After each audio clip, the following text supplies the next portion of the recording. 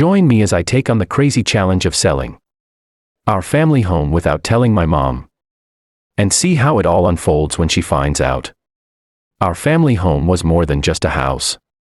It was a place filled with memories, laughter, and love.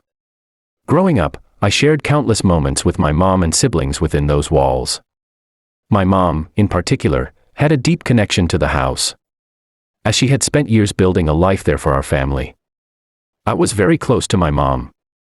We always had a strong bond, but over the years, our relationship had its ups and downs like any family.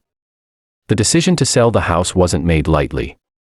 Financial struggles had been piling up, and I felt the weight of responsibility on my shoulders to secure our future. I knew my mom would have been hesitant, possibly even opposed to the idea, which is why I made the difficult choice to proceed without her permission. The thought of her being upset or hurt was devastating, but I convinced myself that it was the best decision for our well-being. Legally, I knew I had the right to make such a decision as an adult, but emotionally, it was a heavy burden to carry. The process of selling the house was emotionally taxing. Every step felt like a betrayal, but I pushed forward, justifying it as a necessary evil. I handled all the paperwork and negotiations myself, trying to shield my mom from the reality of the situation until it was too late. The sale went through, and the house was officially off the market. But my mind was racing with thoughts of how my mom would react.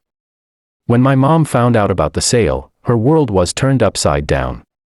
She had been planning to return to the house after a trip, only to find it sold and her belongings gone.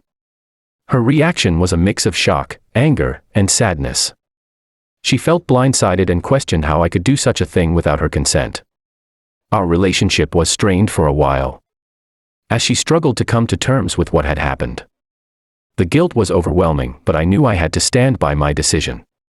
The most dramatic moment came when my mom realized she had nowhere to go. With her belongings packed up and no home to return to, she was left feeling homeless.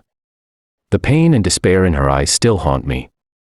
I had to find a solution quickly, arranging temporary accommodation for her until we could figure out a more permanent plan. Seeing her in such a state was heart-wrenching, and I wished I could turn back time. In reflecting on this experience, I've learned the importance of communication and empathy in family decisions. The sale of our family home had a profound impact on both of us, teaching me that sometimes, even with the best intentions, our actions can have severe consequences. This story is a reminder of the delicate balance between making tough decisions and